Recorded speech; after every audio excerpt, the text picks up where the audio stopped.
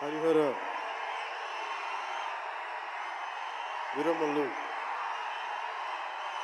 Pre release ముందు జరిగే ఫంక్షన్కి ఇక్కడికి విచ్చేసిన మీకు, తెలుగు సినిమాని ఆదరించే ఇష్టపడే ప్రతి ఒక్కరికి, టీవీల్లో వీక్షిస్తున్న ప్రతి ఒక్కరికి కూడా మన శిల్పకళా వేదిక నుంచి వారందరికీ నా హృదయపూర్వక నమస్కారాలు. చాలా క్లిష్టమైన పరిస్థితుల్లో ఫంక్షన్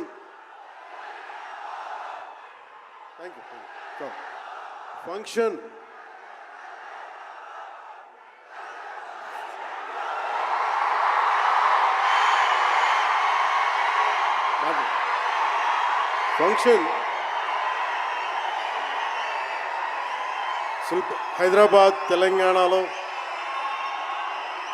హరిహర వీరమల్లు ఫంక్షన్ ఒక కనీసం లక్షలాది మంది మధ్య జరుపుకుందామని ప్లాన్ చేసిన వర్షాభావాలు ఇతరత్ర కారణాల వల్ల దాన్ని ముందుకు తీసుకెళ్ళలేక ఫంక్షన్ సైజ్ని మనం శిల్పకళ వేదికకి పరిమితం చేసినా కానీ ప్రతి ఒక్కరికి టీవీలో కూర్చొని మరింత సురక్షితంగా చూడాలని ఒక ఉద్దేశం. ఇలాంటి ఒక ఫంక్షన్ చేసుకోవాలంటే చాలా ఒత్తిళ్ళు ఉంటాయి. అలాంటి పరిస్థితుల్లో ముఖ్యంగా హైదరాబాద్ తెలంగాణలో పర్మిషన్ ఇచ్చిన, ఈ సభకి పర్మిషన్ ఇచ్చిన గౌరవ ముఖ్యమంత్రి శ్రీ అనుముల, తెలంగాణ గౌరవ ముఖ్యమంత్రి శ్రీ అనుముల రేవంత్ రెడ్డి గారికి ప్రత్యేకించి నా ప్రత్యేక ధన్యవాదాలు, హృదయపూర్వక నమస్కారాలు. అలాగే డీజీపీ గారికి, శ్రీ జితేందర్ ఐపీఎస్ గారికి, అలాగే Cyberabad commissioner of police Shri Avinash Mohanty గారికి కూడా నా ప్రత్యేకమైన కృతజ్ఞతలు. ఇది పాపం చాలా బోనాల పండుగ సమయంలో ఒత్తిడి గురవకూడదు, తొక్కిసలాట జరగకూడదు.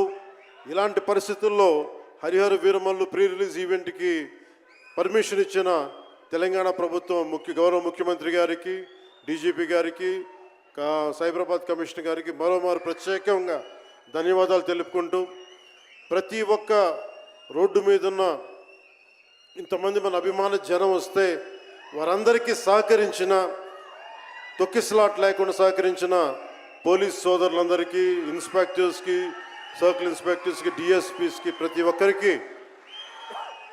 అభిమానుల తరపున, హరిహర వీరమల్లు యూనిట్ తరపున నా ప్రత్యేక నమస్కారాలు, కృతజ్ఞతలు తెలియజేస్తాను.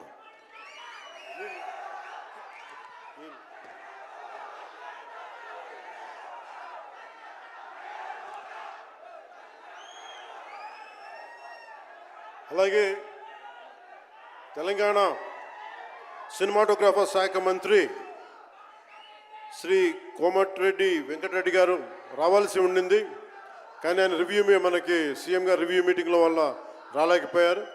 వారికి కూడా నా ప్రత్యేక కృతజ్ఞతలు.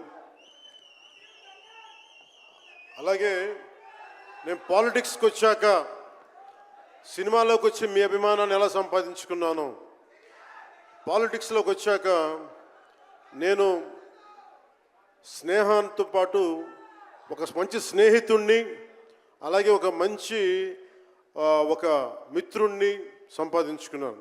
అది శ్రీ ఈశ్వర్ ఖండ్రే గారు. And I found a great friend and a great brother in him.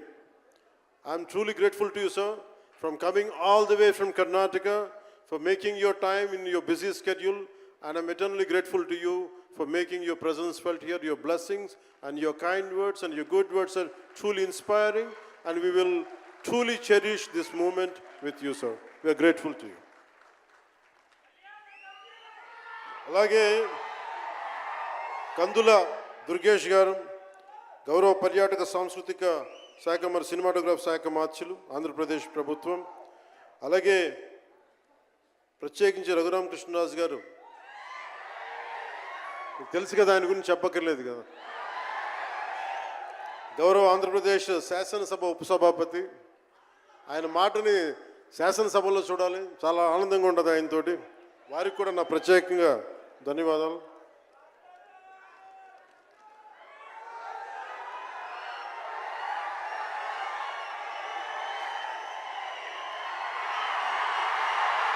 సరిగ్గా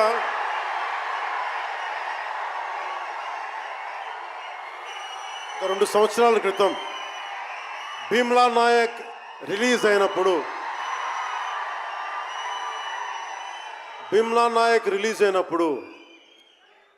అందరి సినిమాలు 100లో ఉంటే పవన్ కళ్యాణ్ సినిమాలు 10 రూపాయలు 15 రూపాయలతో చేశారు.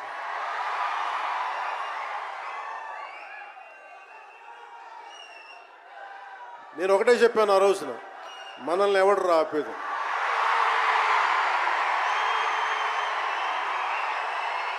This is not about money.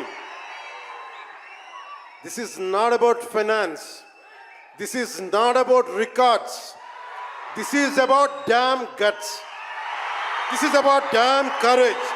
This is about damn tenacity. We are here. We will stand by. We will serve justice.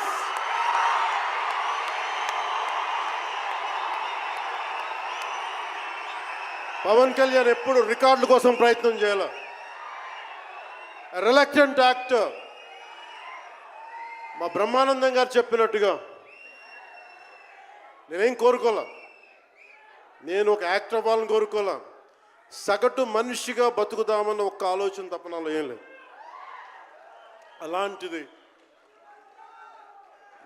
నేను పొద్దున ప్రెస్ మీట్లో రత్నం గారి గురించి మాట్లాడాను.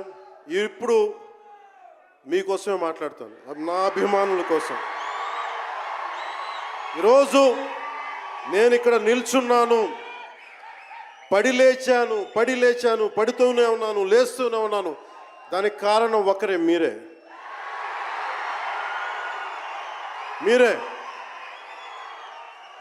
పడిపోయినా, కింద పడ్డా, లేచినా, ఉన్నా, అన్నా నీ వెంట మేము ఉన్నామని. నా దగ్గర ఏమన్నా ఆయుధాలు ఉంటాయా? నా దగ్గర ఏమన్నా గుండాలు ఉంటారా? నా దగ్గర ఎవరు లేరు, గుండెల్లో ఉండే మీరు తప్ప.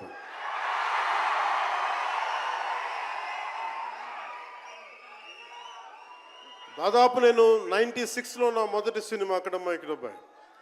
ఇది 2025 అంటే ఆల్మోస్ట్ 29 to 30 years. అంటే దాదాపు 29-30 సంవత్సరాలు నేను చిత్ర పరిశ్రమకు వచ్చి. ఎలా ఉంది అంటే నాకే తెలియదు, అలా కాలం ఇట్లా అయిపోయింది. కానీ కొంత వయసు పెరిగిందేమో కానీ గుండెల్లో చావు ఇంకా చావాలి, బతికాం.